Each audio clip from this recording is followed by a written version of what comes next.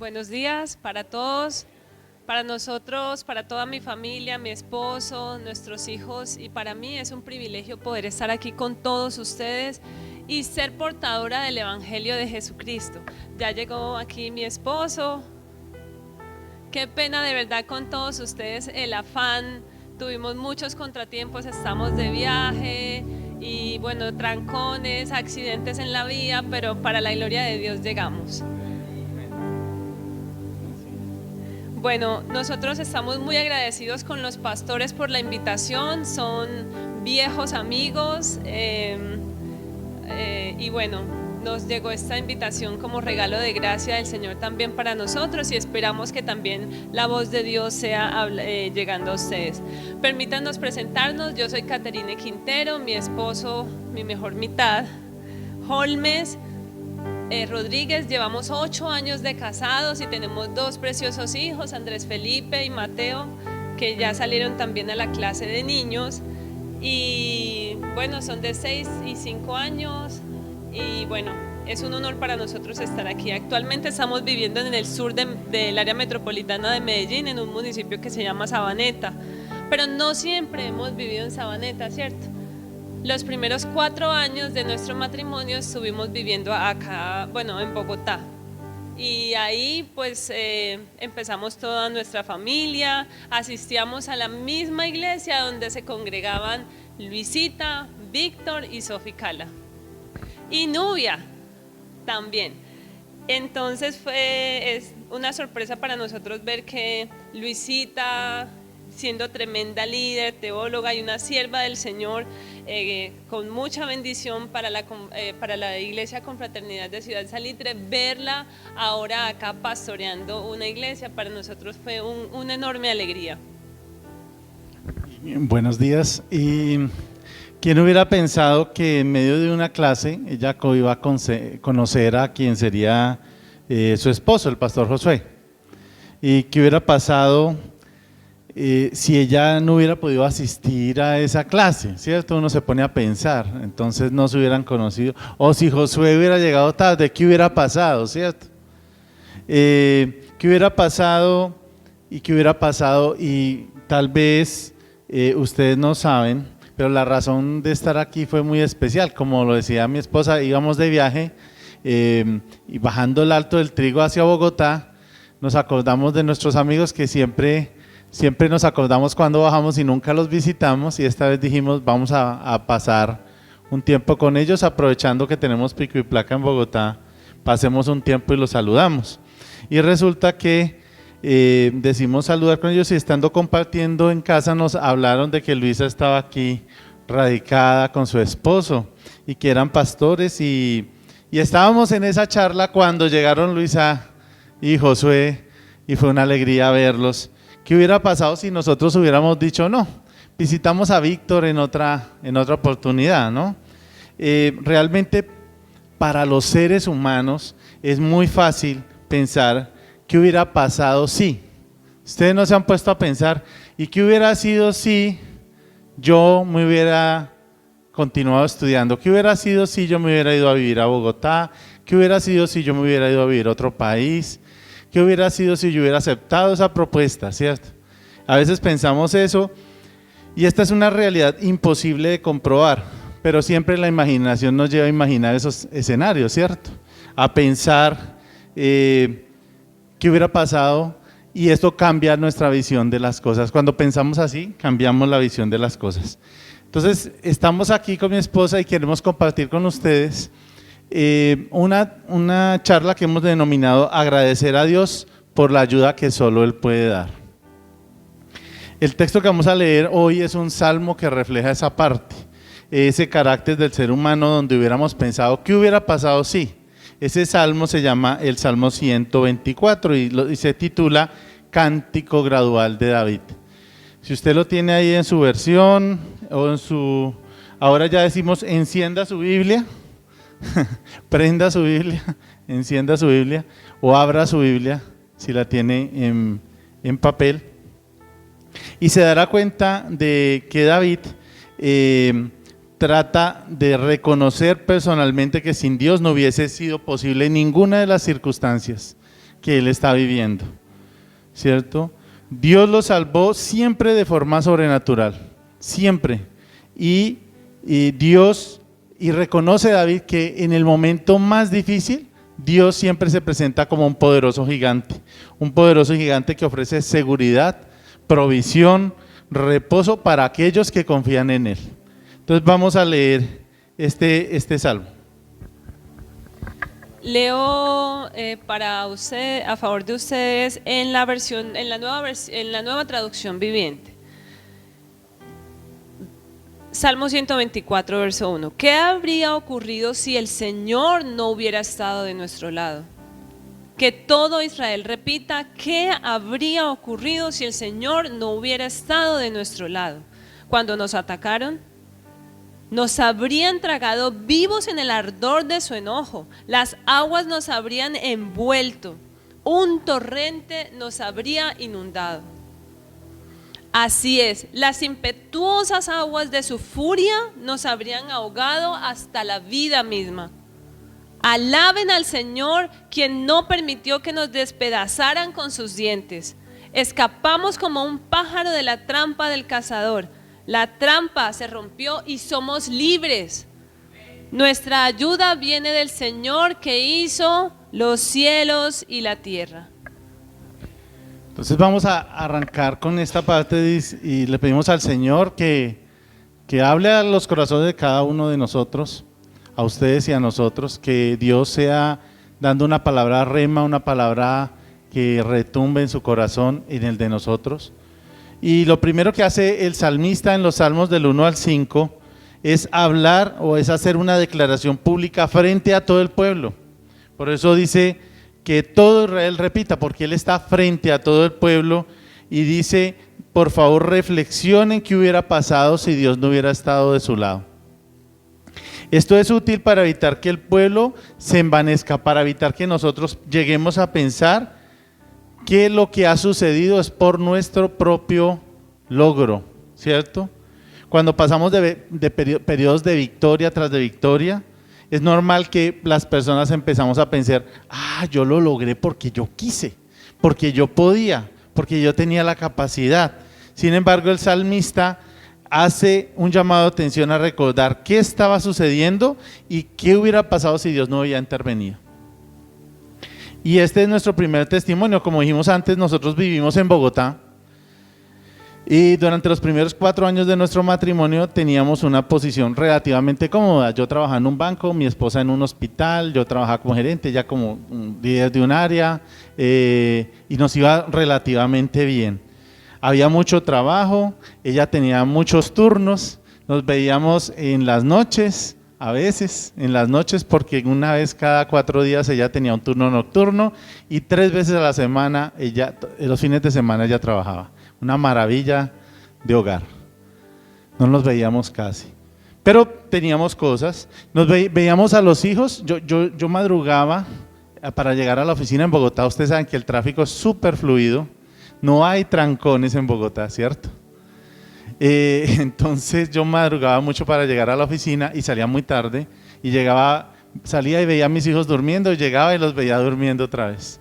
Mis hijos tenían en ese momento 1 año y medio Pipe y 6 meses Mateo, el más pequeñito. Nos estábamos ahogando. Servíamos a la iglesia de forma mecánica. Íbamos a la iglesia, salíamos de la iglesia, hacíamos brigadas misioneras a veces con Jucum, pero no teníamos una verdadera vida plena en Cristo. Digamos que socialmente hablando nos iba bien, pero realmente nos estábamos ahogando, como dice el Salmo de David, ¿no? Y en enero de 2019 Dios nos ayuda a entrar en razón y tomamos la decisión de hacer un cambio antes de perder nuestro matrimonio y nuestra familia y vinimos a vivir a Medellín. A Caterine se le estaban abriendo unas puertas en lo laboral, entonces aprovechamos para ir y resulta que yo le decía a mi esposa, bueno, si nos vamos para Medellín, esto es como un viaje misionero.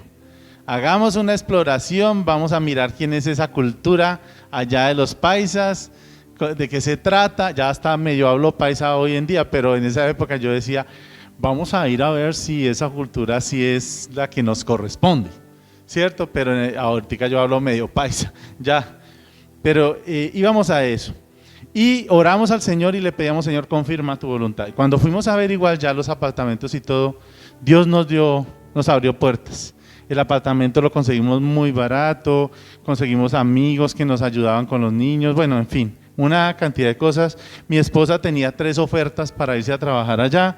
Yo iba sin trabajo y el día que llevaba las cajas estaba así vestido como Víctor. Yo estaba de trasteo, sí, pantalonetica, relajado. Y un amigo de mi esposa lo llamó y le dijo, oiga, le tengo un trabajo para su esposo. Yo iba sin trabajo. Y yo decía, no, allá los paisas eso no me van a dejar conseguir trabajo. Y resulta que iba así y yo dije, no, pero yo no puedo ir de pantaloneta porque, sí, en Bogotá uno va de corbata a una entrevista. Y dijeron, no, venga que su jefe está igual que Víctor. O sea, está así de pantaloneta, relajado también. Y me contrataron antes de llegar. Me tocó volverme a Bogotá a recoger todas las cosas para podernos trasladar. Y estábamos felices mientras yo trabajaba. Entonces mi esposa dijo, no, yo me voy a tomar unos días para ubicar los niños en el colegio, bueno, en el jardín en esa época, y una niñera, y miramos a ver qué iba pasando. Pero a los 15 días de haber llegado a Sabaneta, sucedió lo inesperado. Y es increíble cómo Dios usa, nosotros siempre hemos pensado que Dios usa, bueno, recientemente, maneras disruptivas para llamar la atención. Nos atrae hacia Él de maneras que nosotros nunca lo hubiésemos imaginado. A los 15 días de nosotros haber llegado a Sabaneta, yo comencé a presentar dolores de cabeza y mareos, con náuseas. Lo mismo que me había pasado en el último embarazo con nuestro hijo menor Mateo, por lo tanto pensaba que otra vez estaba en embarazo. Pero pues con esos síntomas también comenzaron otros síntomas que yo como médica sabía que no eran síntomas normales. De hecho, en medicina los llamamos bandera roja. Y por eso fui a consultar urgencias a una clínica cercana al trabajo reciente de mi esposo para que cuando saliera pudiéramos almorzar juntos y contarle lo que me estaba pasando. Sin embargo, el doctor cuando me recibió en urgencias y me dice, usted y yo sabemos que lo que usted tiene no es normal, que no es estrés por la mudanza y que no es un simple dolor de cabeza. Así que me sube en una silla de ruedas y me lleva él mismo a la sala de tomografías y me hacen un TAC de cráneo por encima de todos los pacientes que ya estaban citados quizá meses anteriores. Y cuando me hacen el examen, me dice, llama a su esposo que nos vemos en el consultorio inmediatamente. El examen mostró esto, que ven ahí. Un tumor del tamaño de una naranja, casi un cuarto del tamaño de un cuarto de mi cerebro. La EPS, eso pues implicaba muchos procedimientos médicos en adelante, y la EPS que nosotros teníamos acá en Bogotá, con todo y que teníamos medicina prepagada también, no tenía convenio alguno con ningún hospital o clínica o centro de atención en salud en Antioquia. Nos dijeron, devuélvase por sus propios medios a Bogotá y acá le damos la atención. Además, mi esposo, que ya había conseguido un nuevo trabajo, la persona de recursos humanos cometió un error en el proceso de vinculación, entonces se demoraba 15 días más para empezar la vinculación a la EPS de él. Por lo tanto, ni mi EPS actual ni la EPS de él me recibían como beneficiaria, por lo tanto no tenía ningún derecho en salud. El médico que me recibió en urgencias de todas maneras da la orden de ingreso, de atención en urgencias y de hacer todos los estudios pertinentes. Pero nosotros teníamos mucha angustia de saber qué iba a pasar con todos esos problemas administrativos en la clínica y la EPS, y nos sentamos en ese momento mi esposo y yo en una banca de urgencias a esperar, a pensar qué va a pasar y a orar. Señor, envía tu ayuda. Nosotros o sea, acabamos de llegar, sí, yo ya había vivido muchos años en Medellín anteriormente, pero éramos nuevos, ya somos una familia, tenemos hijos y los contactos de hace muchos años están perdidos, no tengo contacto con nadie. En eso que estábamos ahí sentados, Y yo veo una persona con uniforme médico que se acerca y empieza a hacer así como si reconociera a alguno de los dos. Y resulta que era una amiga de mi esposa de hace mucho tiempo, cuando ella inició recién graduada a trabajar en medicina. Y le preguntó, bueno, ¿y usted qué hace aquí? ¿Qué hace aquí, Caterine? Y resulta que ella le contó, no, mire, acaban de hacerme este examen, estamos en esta situación, vienen otros exámenes y no tenemos EPS, porque no teníamos EPS. Y ella dice, bueno, yo soy la jefe de urgentología, o sea, era la directora de todo el área de urgencias. Y le dice, no, yo voy a autorizar que usted pase allá y voy a presionar la EPS para que autorice todo. Nosotros, milagro número 1. Digamos, dos milagros ya llevamos, y va a autorizar que ordenar que se hagan los exámenes que faltan y que la atiendan inmediatamente. Nosotros no sabíamos que ella trabajaba ahí, pero Dios sí lo sabía. Y ella dice, hay 3 neurocirujanos que serían muy interesantes que la atendieran, pero yo no sé qué tan ocupados estén. El mejor de todos se llama Daniel Londoño, y ojalá que estuviera en su atención, pero quién sabe qué turno tenga. Y se fue, nos dejó ahí en urgencias, con la cortinita esa que le ponen a uno de urgencias, y estábamos ahí, porque eso no es un cuarto, es una sala compartida con cortinas. Y en un momentico llegó, bueno, ella nos dijo, ese señor Daniel Londoño es el mejor neurocirujano de Latinoamérica, de tumores, o sea, no solo un cirujano, sino de tumores, un especialista en tumores. Y ella sale de ahí y a los minuticos llega un médico y dice, buenas tardes, yo soy Daniel Londoño, soy el neurocirujano que la va a atender. Yo ya me iba a ir, pero vi llegar su caso, quise revisarlo y yo soy la persona que la va a operar. Entonces nosotros, pero ¿cómo así ir a operar? Dice, sí, lo que usted tiene necesita operarse inmediatamente.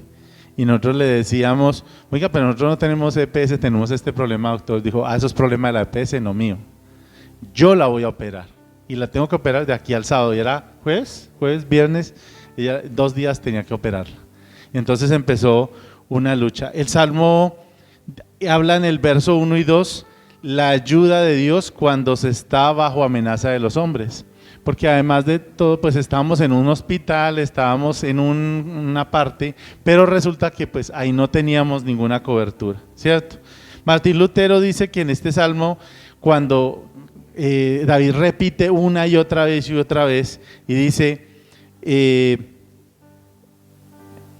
¿qué habría ocurrido si el Señor no hubiera estado a nuestro lado?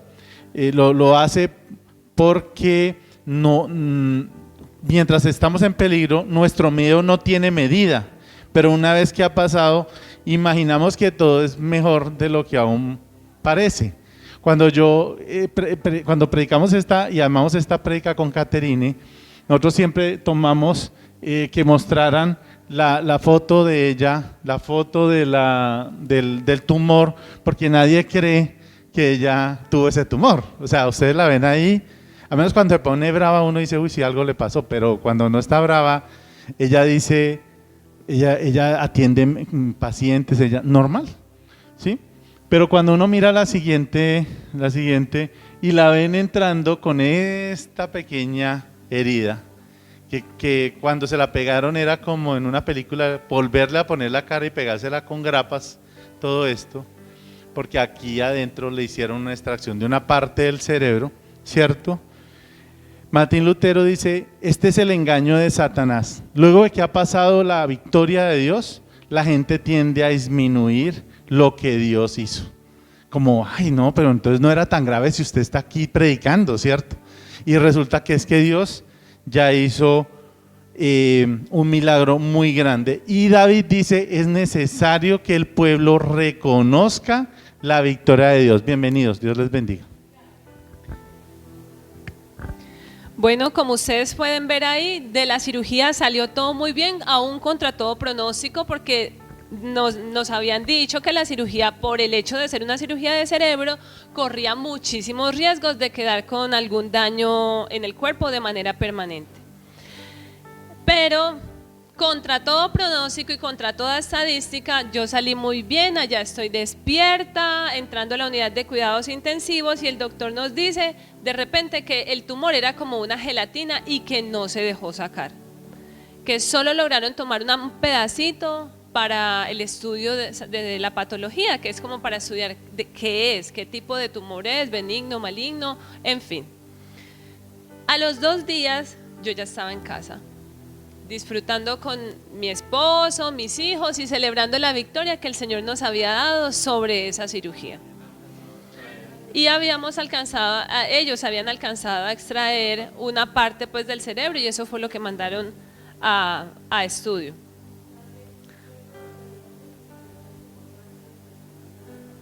Sí. Entonces, 10, como una naranja. A los 10 días después de la cirugía, mi esposo va y reclama el resultado de la patología en la clínica que quedaba cerca al trabajo de donde él estaba. Él abre el sobre y se pone a leer lo que dice, como no entiende, se pone a googlear lo que la mayoría de la gente no debería hacer. Vuelve y lo cierra y con profundo terror llama al pastor y le comenta lo que había acabado de leer y le pide que lo acompañe a la casa para que entre los 3 leyéramos el resultado. Yo lo que vi en esta patología, sencillamente, al entrar a internet, no hay nadie que sobreviva a esto. Idealmente es aterrador uno leer eso. O sea, es como si le leyeran a uno la sentencia de muerte. Y pues yo no entendí acá, solo busqué glioblastoma, ¿sí? Y glioblastoma pues es multiforme, es terrible, eso es una muerte, o sea, es un tumor que incluso es súper agresivo, lo sacan y vuelve y sale en varias partes del cerebro inmediatamente y una persona no sobrevive más de 3, 4, 5 meses con eso. Esa noche en el comedor de nuestra casa leímos lo que se convertiría en una sentencia de muerte y se nos destrozó la vida. Pensábamos que nuestros hijos estaban tan pequeños y quedarían sin mamá y este hombrezote guapón quedaría viudo tan joven. ¿Y qué pasaría con sus vidas? Le decía a Dios que yo nunca hice nada para merecer eso porque hasta ese momento había llevado un estilo de vida muy saludable, nunca había cometido ni consumido licor, ni fumaba y en mi familia no había historia de cáncer. Pensábamos que yo iba también a necesitar mucha más atención médica porque eso significaba, como médica yo ya sabía que era un cáncer y por el estadio en el que estaba en la etapa más avanzada, es el cáncer de cerebro más agresivo en el estadio más avanzado. Entonces, nosotros sabíamos que yo iba a requerir más atención médica, sin EPS que me quisiera atender, sin hospital que me quisiera recibir y sin el dinero para pagar todo lo que eso implicaba en los tratamientos en adelante. Ya que ni con todo el esfuerzo económico de nuestras familias o las ayudas sociales que pudiéramos recibir íbamos a poder pagar eso. Al día siguiente llamamos al neurocirujano que me había atendido inicialmente. Y nos dice que al día siguiente nos ve en su consultorio privado en otra clínica privada. Fuimos y allá en la consulta nos dice que ya él de antemano había averiguado el resultado y que ya él había hecho una junta con otros especialistas. Él se reunió con otros 4 especialistas expertos en el tema y entre todos ellos habían decidido que no me iban a cobrar nada de honorarios médicos y que las consultas con ellos iban a ser gratis. ¿Quién hace eso? Solo Dios. Además,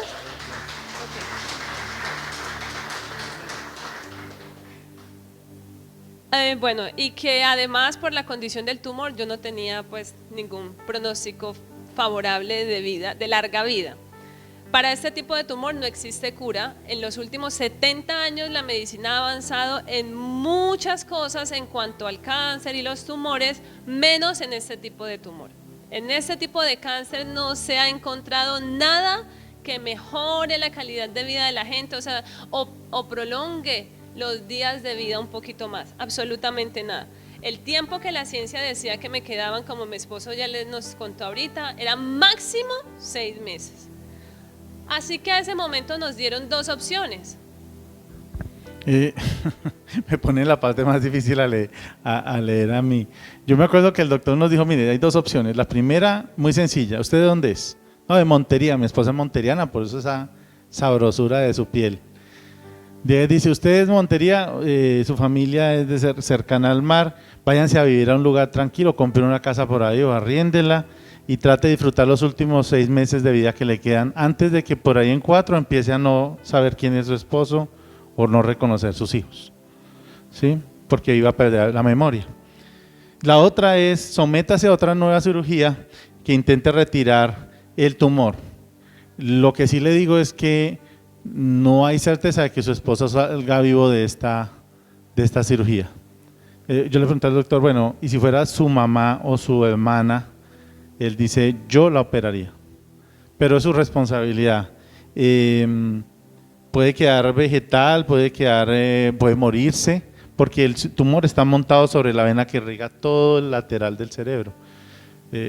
Yo aprendí ahí, ¿no? Uno aprende es cuando le toca, que hay una vena que pasa de aquí a aquí, una arteria, una vena, arteria, ¿sí?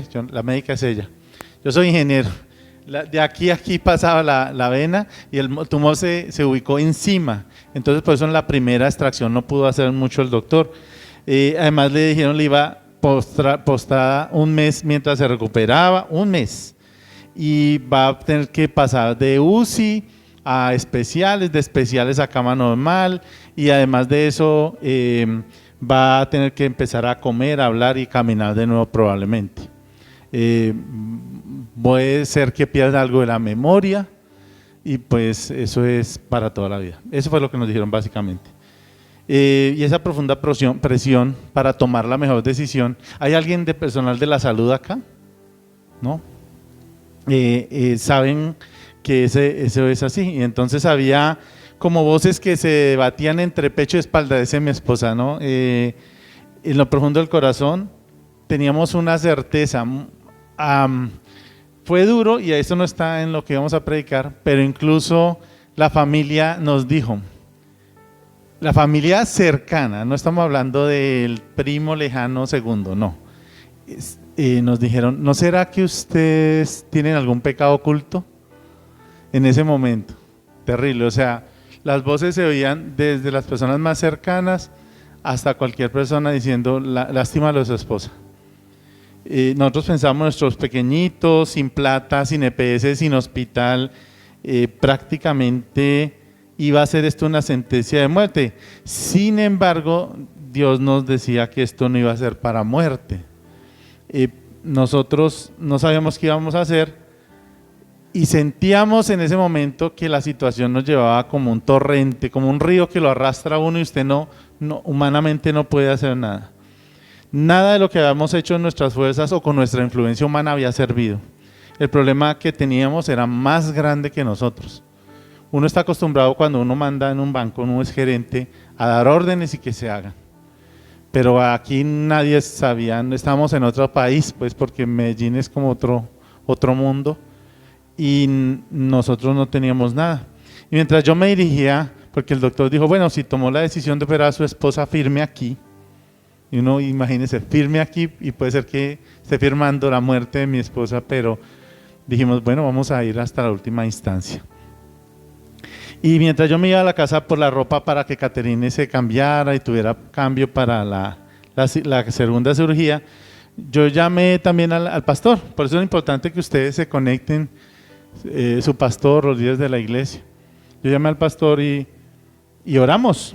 Yo llorando, la verdad yo iba llorando mientras iba manejando, no sé cómo nos pasó nada. Y Dios nos dio una palabra de Éxodo 14:13. Lo leo si lo quieren, pero apúntenlo porque es importante. Los israelitas salen de Egipto, los egipcios los dejan salir, ¿cierto? Y en un momento dado el faraón se arrepiente. El faraón dice, no, ¿qué hice? Voy a volver por ellos y manda que los capturen. Cuando los israelitas llegan al borde del Mar Rojo, ya están listos para cruzar y empiezan a cruzar. Moisés abre, bueno, no abre el mar ahí, pero le dice, ellos empiezan a ver los egipcios atrás y Dios regaña a Moisés. Señor, ¿qué voy a hacer? Le dice Moisés, mira, nos van a matar. Y él le dice, no tengan miedo, solo quédense quietos y observen cómo el Señor los rescatará hoy. Esos egipcios que ahora ven jamás volverán a verlos. El Señor mismo peleará por ustedes, solo quédense tranquilos, ¿cierto?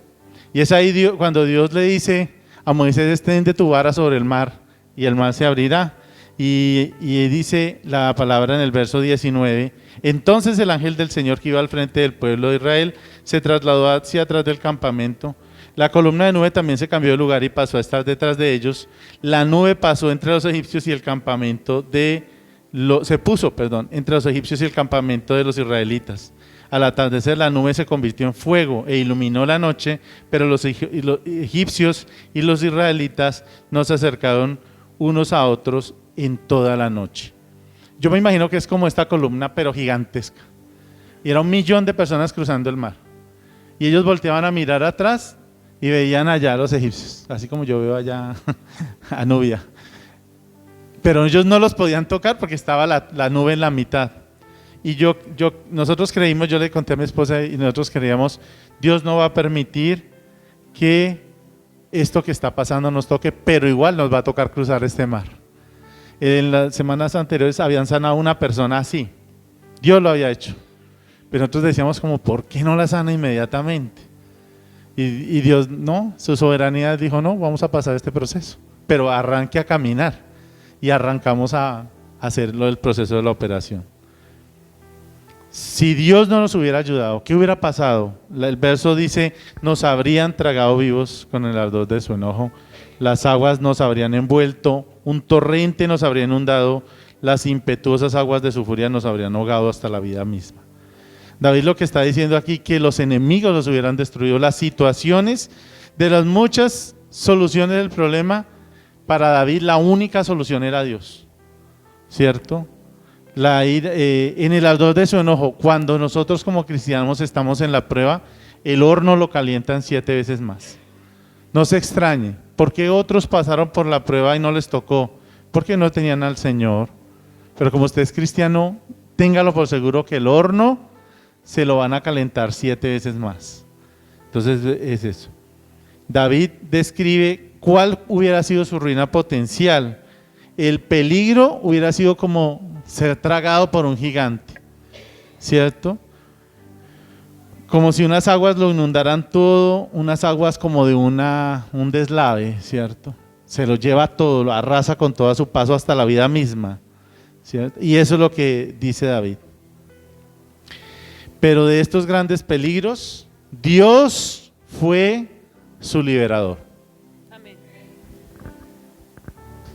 Continuamos pues con el testimonio. El doctor me dice ese día que luego de esa reunión que él tuvo con esos otros especialistas, que debo ingresar, ya que nosotros tomamos la decisión de ir nuevamente a la cirugía, debo ingresar ese mismo día por urgencias de esa clínica y que finja tener un fuerte dolor de cabeza para que me permitan ingresar, aún conociendo los problemas administrativos que teníamos.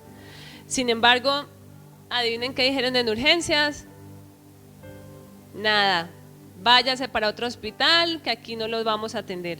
El mismo doctor presionó al personal de urgencias para que me atendieran y me dieran la asistencia médica que yo necesitaba. Incluso estando dentro del servicio de urgencias, el personal de cuidado al usuario, que así se llama allá, el de atención al usuario, por ahí le dicen cuidado al usuario, se acercó a mí para insistirme en que yo me tenía que ir del hospital, que me tenía que ir de la clínica porque ellos no podían hacerme los procedimientos que necesitaba, ya que mi EPS no tenía ningún convenio con ellos. Fueron incluso, la señora salió a buscar al guardia de seguridad para que con una silla de ruedas me sacaran de la clínica. Los de cuidado al usuario. Y yo la verdad nunca en mi vida me había sentido tan humillada, tan aplastada, discriminada y perdida como en ese preciso momento. Pero en ese momento en el que quedo sola, cierro los ojos, empiezo a orar y a pedirle al Señor que haga algo, sin saber que Dios ya lo estaba haciendo. Pero vino a mí una palabra que está en la Biblia, en Lucas 22, 32 creo que es, y es en torno a la Santa Cena. Cuando Jesús está con los discípulos, luego de la Santa Cena, Él se acerca a Pedro y le dice: Simón, Simón, Satanás ha pedido zarandear tu alma como a trigo, pero yo he orado para que tu fe no falte y cuando vuelvas fortalezcas a tus hermanos. Ahí entendí que nosotros debíamos atravesar por el sufrimiento de una enfermedad terminal y entonces el zarandeo era real.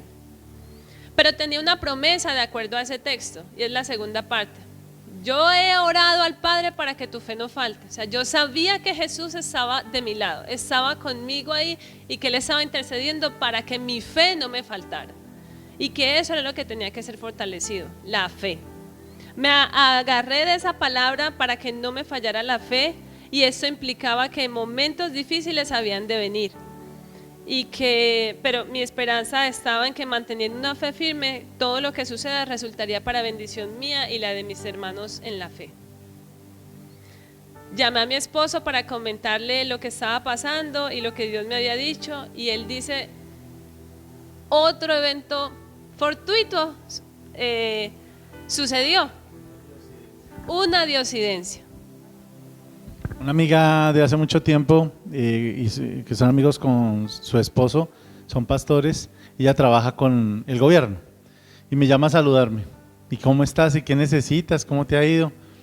Y yo: no, estoy aquí en una situación difícil, mi esposa no la atienden en la clínica.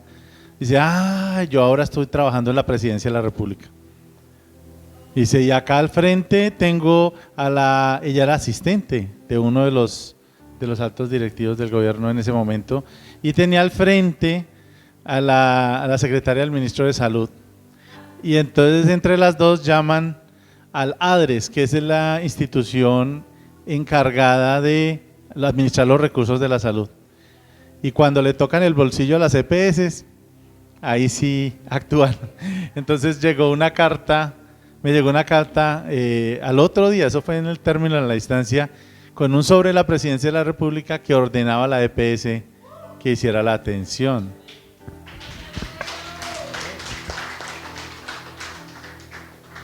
Al tiempo yo veo que mientras esa señora va y se demoró un rato y regresa con el guarda, yo veo que ella ya a lo lejos viene la señora de cuidado al usuario, pues me entristecí, pero unos metros más atrás de ella viene mi esposo con un papel en la mano. Y era la carta de la EPS demandando la autorización inmediata de todos los recursos que yo necesitaba en ese preciso momento. ¿Qué número de milagros es ese? Ya no lo sabemos, ya no sabemos cuántos milagros van, pero esos son pocos de la cantidad de milagros que vimos y que hemos venido viendo en nuestra vida. Así veíamos que entre más pasaba el tiempo y más se manifestaba el poder de Dios para beneficiarnos a nosotros, justo cuando nosotros quedábamos sin herramientas y no podíamos hacer nada, porque todo se nos salía de las manos. Dios puso a esas personas para que nos ayudaran de una manera milagrosa en ese proceso, y sin esa ayuda la verdad hubiese sido imposible cruzar ese mar rojo. Veíamos que Dios estaba de nuestro lado. 2 días después del ingreso a urgencias, sí, luego de 6 horas de cirugía, solo recuerdo, esa es la segunda. Después de 6 horas de cirugía, solo recuerdo al doctor en la camilla de recuperación de cirugía zarandeándome, y me hacía el zarandeo era por todas partes. Haciéndome así, me decía: Kate, despierta, Kate, despierta. Y yo pues abro mis ojos y lo primero que lo veo es a él llorando. Un doctor que está acostumbrado a ver cualquier desenlace en su vida de las cirugías, que uno lo vea llorando, yo les voy a ser franca, la verdad lo primero que pensé es, me morí. Pero me di cuenta que empecé a pelear por los cables que tenía, a pedir comida, tenía mucha sed y empecé a mover y hambre, tenía mucha hambre, que ya era de noche. Y ahí me doy cuenta que puedo mover mis manos, puedo mover mis pies, puedo hablar, por lo tanto también puedo deglutir. Y yo como médica me di cuenta, no quedé con ningún daño neurológico. No fueron 30 días para mover las manos, no fueron 30 días para deglutir, no fueron 30 días para hablar, para aprender a hablar nuevamente. Dios lo hizo de una manera milagrosa. Y después de que habían estimado 1 mes de recuperación, ese fue el ingreso, el ingreso a UCI. Después de ese día, el doctor cuando me vio me dijo, ¿y usted qué hace aquí? Si usted está hablando, no, yo estoy esperando a una paciente de una cirugía de cerebro. Y yo, sí, soy yo. No, pero una de un tumor así. Sí, soy yo. No, pero es que no puede ser usted. Es una paciente que viene postrada, que no se puede mover. No, esa soy yo, esa era la que habían dicho, esa soy yo. Y aquí estoy yo en mi ingreso a UCI y al día siguiente en la salida para la casa.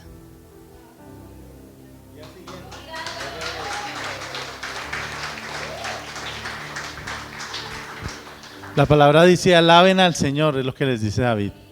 Alaben al Señor, le dice al pueblo, recuerden, casi que a veces olvidamos que esos milagros están en la vida de todos.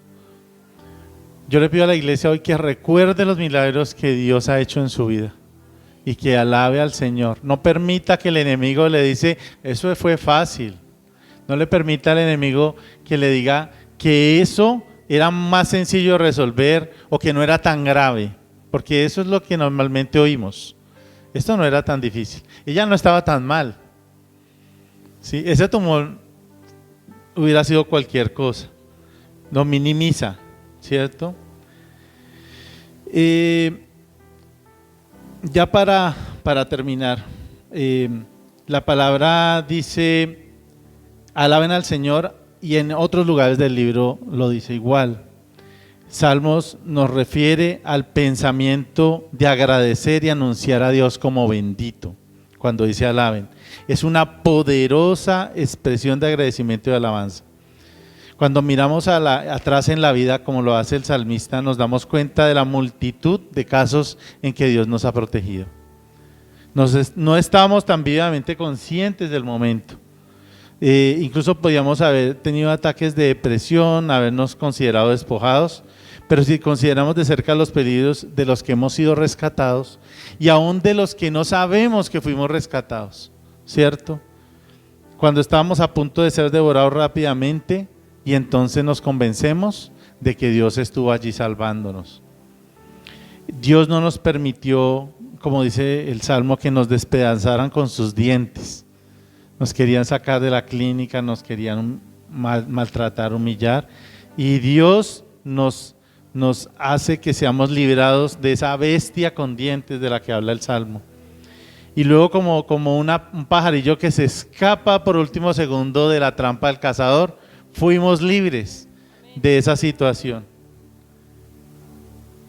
El pueblo de Dios estuvo a salvo de la destrucción y de la pérdida de libertad.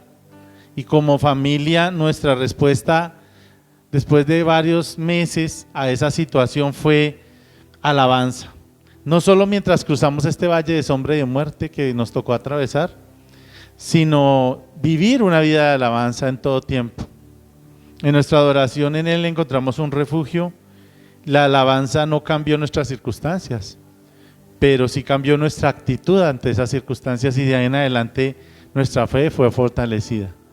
Muchos nos dicen, pero ustedes se demoran mucho en ese testimonio. Es que Dios nos dijo, cuando salgan de eso, fortalezcan a sus hermanos. Ese testimonio no es para decirles, mire cómo nos trató de bien el Señor, sino mire cómo nos ha tratado de bien el Señor. Y miren ustedes, recuerden cómo Dios sigue aún con usted, acompañándole. Independiente de las circunstancias, Dios sigue con nosotros.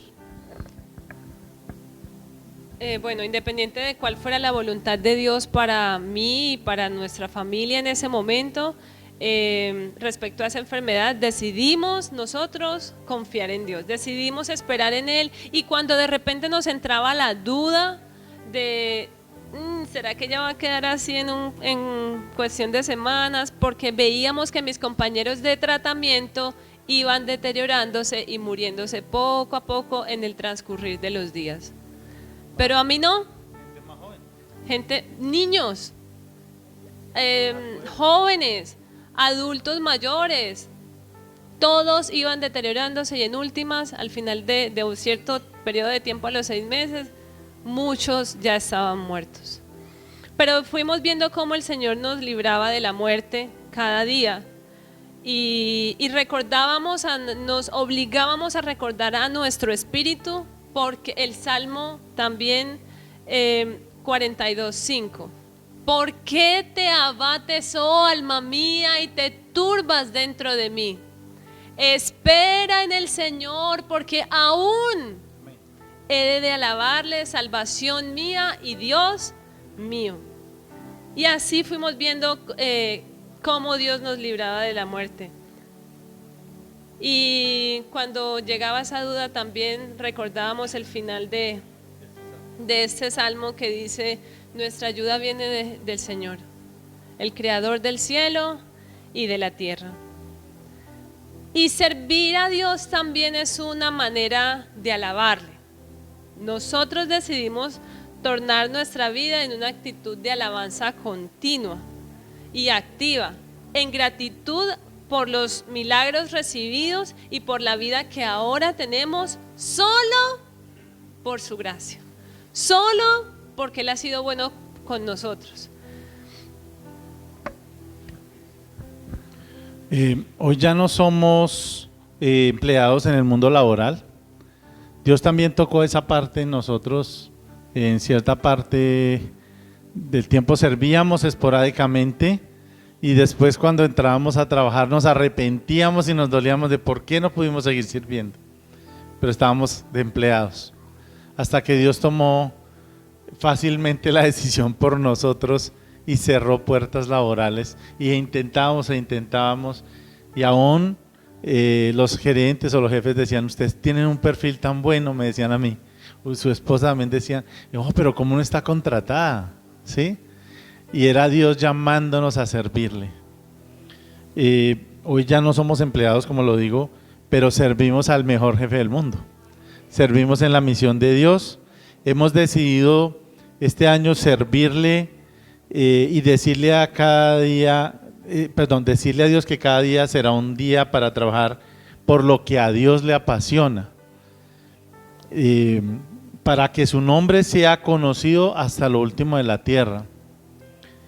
No sé si de una empresa o de un hospital, pero sí desde las misiones, con la convicción de que Él siempre va a tener cuidado de nosotros. En esas fotos pueden ver esas son algunas representaciones de los lugares a donde Dios nos ha llevado. Mi esposo en unos eventos, él sirve como ingeniero de proyectos, en planeaciones estratégicas para ciertas organizaciones cristianas y para eventos cristianos grandes también. Entonces Dios le ha permitido usar sus habilidades para que el reino de Dios, a través de ciertas estrategias y de nuevos proyectos, sea extendido. Y acá pues una foto mía donde Dios también me ha permitido ir a compartir su palabra a comunidades muy remotas en Colombia, en La Guajira, en el Chocó, en la Amazonía colombiana y también en otros países.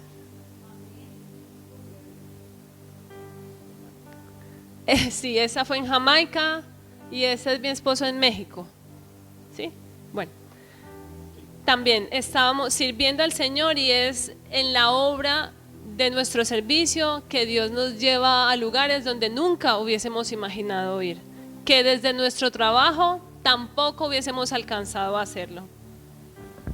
Finalmente, para ya terminar, nos dimos cuenta como pareja que de que desde que nos casamos Dios nos había estado llamando, pero habíamos sido sordos por estar ocupados. Nos dimos cuenta que nuestros afanes y ocupaciones nos hacían que estuviéramos demasiado ocupados para Dios. No, Señor, estamos ocupados, no podemos escucharte. Nos dimos cuenta que el cáncer o a veces el desempleo son métodos disruptivos, como dijo mi esposa, para que Dios nos llame la atención, para atraernos a Él, y era necesario que pasáramos por eso. Actualmente servimos como misioneros, colaboramos en varias organizaciones eclesiales, paraeclesiales, es decir, trabajamos con denominaciones y con otras organizaciones de misiones para entrenar, para apoyar en la logística, en la planeación de proyectos. Mi esposa fue muy modesta en lo que ella dijo. Ella trabaja con comunidades indígenas del Amazonas, en Colombia, y con comunidades indígenas en La Guajira, apoyando como médico de brigadas de salud. No es un trabajo fácil. En las últimas 3 brigadas el clima no ha bajado de 30 a 34 grados deliciosos, ¿cierto? En La Guajira tienes que atender, normalmente un médico atiende entre 30 a 40 pacientes en una EPS. Acá tenía que atender 200 pacientes en un día, en un calor que apenas tiene de pronto, no tiene ni el ventilador sino la brisita nomás para qué. Entonces es un trabajo bien lindo, porque es para el Señor en esa circunstancia.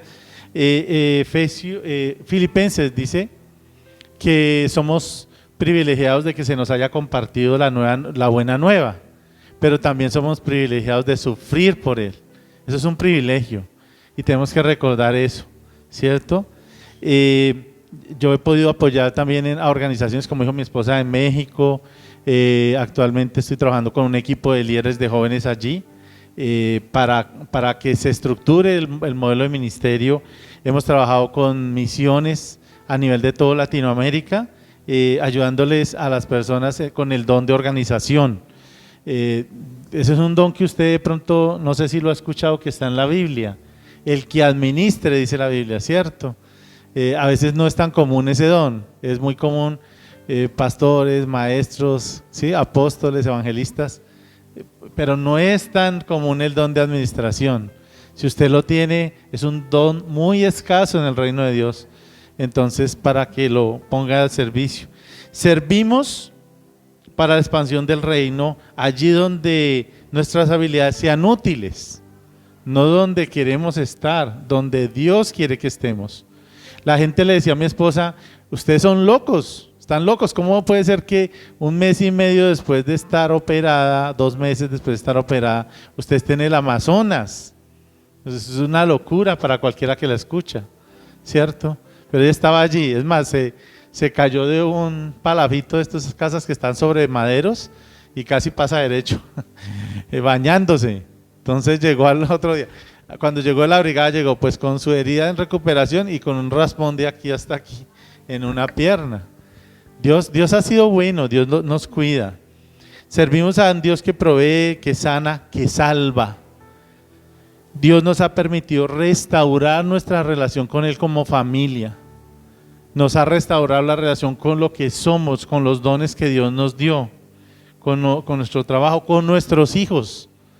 Ustedes le pueden preguntar y no es vanagloria decirles a mi hijo qué es lo que él anhela más. Y él dice, ¿cuándo voy a ir a servir al Amazonas con mi mamá?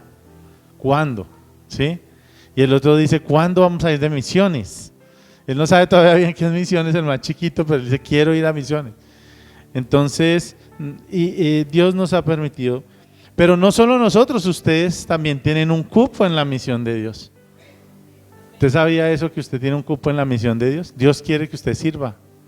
Y hay muchas maneras de servir. Aquí en la iglesia es una manera muy importante de servir, apoyando a su pastor. Hay un libro muy interesante que se llama ¿Quién sostiene tu escalera? Y lo más terrible a veces es que no Los pastores necesitan equipos que apoyen y sostengan la escalera mientras ellos están ahí trepados, ¿no?, en el ministerio.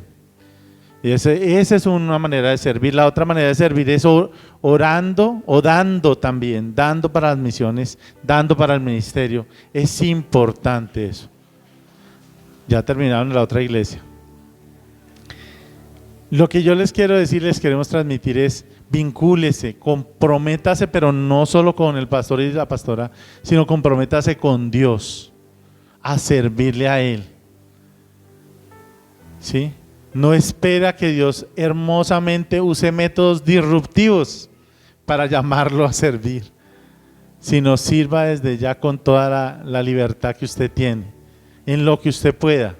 Va a ser valorado, va a ser apreciado ese servicio, aún en medio de sus difíciles circunstancias, porque yo sé que aquí están personas que tienen una circunstancia o están pasando por algún problema. Si usted en este momento siente que Dios le ha hablado a través de esto que nos ha pasado y que de su palabra, ¿cierto? Alaben al Señor. Levante su mano y permítanos orar por usted, ¿cierto? Pero también, si usted siente que Dios le está llamando a activar esos dones y talentos que Dios le ha dado a usted, también levante su mano y diga: yo también quiero orar para que Dios me ayude, para que no falte mi fe en el momento de la prueba y yo pueda seguir sirviendo. Y me gustaría que al final podamos orar, especial mi esposa pueda orar por aquellos que tienen un diagnóstico que les llena de temor. Me gustaría que en ese momento, si usted quiere, nos hacemos en un ladito y mi esposa pueda orar por ustedes. Padre, te damos gracias, incline su rostro. Te damos gracias, Señor, por la palabra que tú has permitido que se comparta en este lugar, por esta hermosa iglesia en Villeta, Señor. Te pido, Señor, que tu palabra, primero que todo, sea dándoles coraje, dándoles aliento, dándoles ánimo a mis hermanos. Que el testimonio de la situación que nos ha pasado sea una prueba, Señor, de que tú no faltas a tu palabra, de que tú estás con nosotros desde el comienzo, desde que tú no nos sueltas de tu mano, que nos tienes esculpidos en tu mano, Señor, que tú caminas delante nuestro y tú también eres, Señor, quien está a nuestra espalda. Padre, te damos gracias por cada circunstancia que mis hermanos están pasando, porque aunque sean a veces dolorosas, es la manera disruptiva, como tú nos estás llamando, como tú nos cautivas, como dice la palabra, con lazos de amor. A veces no son tan agradables, pero tus caminos, Señor, y tus propósitos son más altos que nuestros propósitos. Yo te pido por cada hermano que aquí ha levantado su mano, Señor, que tal vez está temeroso: ¿será que sirvo? ¿Será que no sirvo? Lo mío es poco. No permitas, Señor, que el enemigo le hable a su mente, sino que considera que cada granito de arena que se pone para tu obra es el avance de tu iglesia, Señor. Yo te pido, Señor, que se activen tus ángeles acompañando y dando fortaleza a estos hermanos. Padre, tu Espíritu Santo en ellos. Yo te pido, Señor, que tu Espíritu sea derribando todo muro y toda fortaleza espiritual en su mente, y que ellos, Señor, puedan darte la gloria a ti, servir con sus dones y talentos, Señor, que ellos puedan llegar al momento a tu presencia y decir: Señor, en lo poco en lo que me diste, o en lo mucho en lo que me diste, te pude servir y no me quedé inánime, no me quedé mudo, no me quedé quieto, sino que hice lo que pude con este talento que Dios me dio. Yo te pido, Señor, por cada hermano en este lugar que está atravesando una circunstancia difícil, que tal vez ese diagnóstico, no solo de los médicos, a veces de las mismas empresas, que te van a retirar de la empresa, que están sacando gente, Señor, no sea un obstáculo para que ellos te crean, sino una oportunidad. Padre, tú eres el Dios de las oportunidades. Tú estás allí aún en las circunstancias más difíciles. No nos sueltas, Señor. Y pensando hacia atrás, Señor, queremos decirte qué hubiera sido de nosotros si no nos hubieras acompañado, qué hubiera sido de nosotros si no hubieras estado a nuestro lado, en cada momento, en cada circunstancia. Lo valoramos y sabemos, Señor, que tú nos acompañarás, porque tú eres el dueño, el creador de los cielos y la tierra, Señor. No es poca cosa, no es cualquier Dios, eres el dueño de todo, es el creador de todo. Todo fue hecho por ti, para ti, Dios mío, poderoso Señor. Yo te pido, Señor, por cada uno de los que están aquí, y te pido que fortalezcas y que cada uno de ellos, Señor, se convierta en columna de sus pastores, de esta iglesia, Padre. Que cada uno de ellos, Señor, ayude a levantar nuevos lugares, estacas que se extienden, Señor, estacas que se abren en esta tienda de tabernáculo, Señor, y se amplían para ti, para darte gloria, que más y más personas conozcan de tu nombre, conozcan de tu gloria y de tu salvación, y que lleguen a ser salvas por el poder de tu Espíritu, Señor. Gracias, Señor, por este tiempo, en el nombre de Jesús. Hermanos, la gloria sea para Dios. Vamos a orar por todos aquellos que están en una situación de salud o que tienen algún familiar con una condición de salud. La palabra dice que para el que cree todo es posible. Y yo tengo la convicción de que cuando oramos la palabra proclamamos la verdad y Dios no miente. Entonces oremos con fe, creyendo que estamos en las manos de Dios, que Dios tiene control de nuestra vida, de sus circunstancias, de la circunstancia de su familiar, vecino o conocido que esté enfermo, porque Dios sana, hermanos. A mí me sanó. Hace 4 años y medio me hicieron el diagnóstico. En junio del 2019 supuestamente mi vida iba a acabar, pero aquí estoy con días extras de vida. Y yo también creo que Dios puede sanarlos a ustedes. Amén.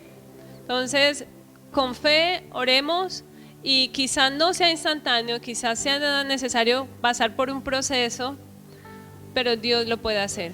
Amén. ¿Lo creemos? Padre, en el nombre de Jesús, Señor, aquí presentamos ante ti todos aquellos hombres y mujeres que están atravesando una situación de salud. Señor, nos hemos acostumbrado a vivir en medio de la hipertensión, de la presión alta, del azúcar alto, que ya no oramos por sanidad por eso, porque eso se volvió paisaje. Esas enfermedades del colesterol alto, los triglicéridos y la tiroides alta, Señor, se convirtieron en un desayuno, en tomar píldoras como cosa normal de la vida. Pero, Señor, no es así. En el nombre de Jesús, Padre, hoy oramos creyendo, Señor, que tú eres un Dios sanador. Tu palabra, Señor, dice que tú llevaste cautivas a la cruz todas nuestras enfermedades, Señor, y por tus llagas hemos sido sanados. En el momento, Señor, en que proclamamos con nuestra boca que tú eres el Señor Jesucristo, el Espíritu Santo vino a morar en cada uno de nosotros, y en medio de nosotros está el poder de tu Santo Espíritu, Dios.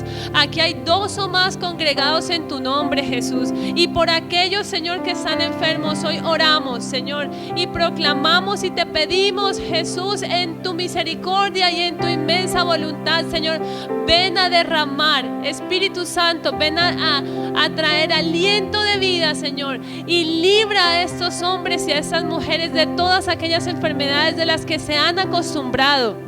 Líbralos, Señor, de aquellas enfermedades que han padecido por tanto tiempo. Ven a sanar esos huesos agotados, esos músculos que ya no dan más. Ven a sanar, Señor, esas arterias y esos corazones ahí que bombean con el último esfuerzo. Señor, ven a traer vida a los órganos debilitados. Ven a restaurar todo aquello que se ha dañado. Señor, oro por aquellos también que están con un diagnóstico terminal o con un diagnóstico terrible, Dios, sin cura. Señor, en el nombre de Jesús, Hay poder, Señor, en el nombre de Jesús. Y por la presencia de tu Espíritu Santo aquí, Señor, creemos que tú puedes hacer la obra inmediatamente. Oramos, Señor, para que lo hagas en tu tiempo, Señor, en tu voluntad, pero conociendo, Señor, que también nos diste el poder para orar por aquellos enfermos, Señor, y que ellos sean sanados. Por eso estamos orando y por eso también proclamamos su nombre a todo lugar donde tú nos lleves, Señor. Y que esto, Señor, esto que tú estás haciendo en esa congregación sea para que tu nombre sea glorificado entre muchos, y que todos aquellos que escuchen de este testimonio, de esta congregación, Señor, sea para que tu nombre sea glorificado, para que el nombre del Dios de los cielos sea glorificado, no para vanagloria de los hombres, sino para gloria tuya, Jesús. En el nombre de Jesús, Señor, oramos. Amén.